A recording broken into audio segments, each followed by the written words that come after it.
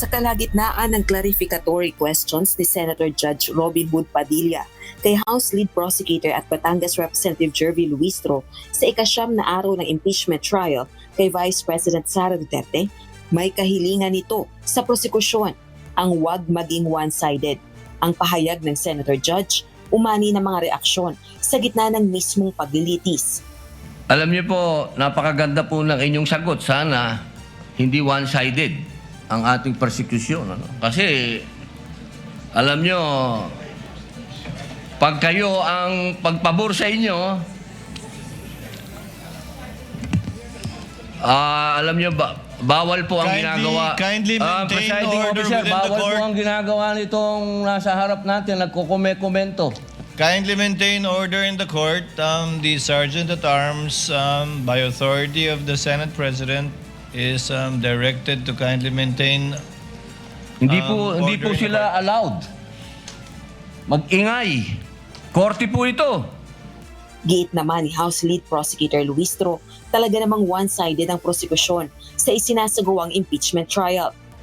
Kaya merong prosecution is to establish the case. Kaya may defense is to defend the innocence of the respondent, no? So, it is very much anticipated that the prosecution is biased towards presenting the case. Presenting the evidence, no? Siguro mas nakakapagtaka pag naging neutral ang prosecution. At lalong nakakapagtaka kung i-defend namin yung respondent. Humingi naman ng paumanhin ng isa sa Council ng Prosecutors ng House of Representatives na si Attorney Lorna Capunan. Aminado itong isa siya sa mga hindi napigilang mag-react nang marinig ang pahayag ni Senator Judge Padilla na hindi sana one-sided ang prosekusyon. There was no intent to disrespect him. No?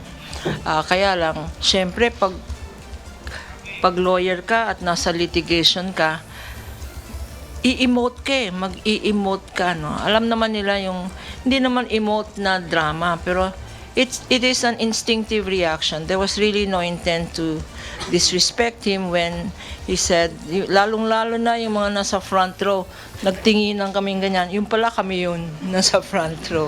So, Senator Robin, sabi mo, kaibigan tayo, forgive na lang.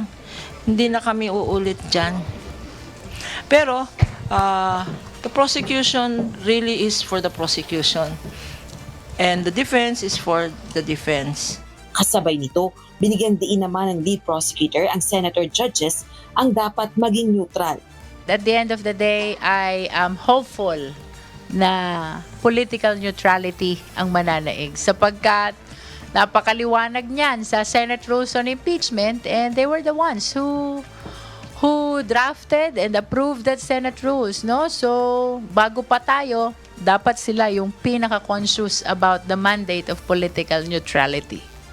Samantala, maaari umanong mapagkamali ang kawalang-galang ang kahilingan ng tanggapan ni Vice President Duterte sa Senado, partikular na ang i-shoulder o sagutin ang food and beverages expenses ng defense team sa gitna ng impeachment trial.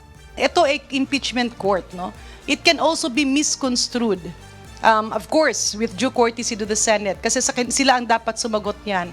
Pero as a bystander, kumbaga, kung titingnan mo, pwede kasi siyang ma-misinterpret na disrespect sa korte, and in this case, the Senate. Batay sa ulat, nais umanong ipasagot sa Senado ng Office of the Vice President ang mga gastusin ng defense team sa food, beverage, at catering services na accredited ng kanilang tanggapan.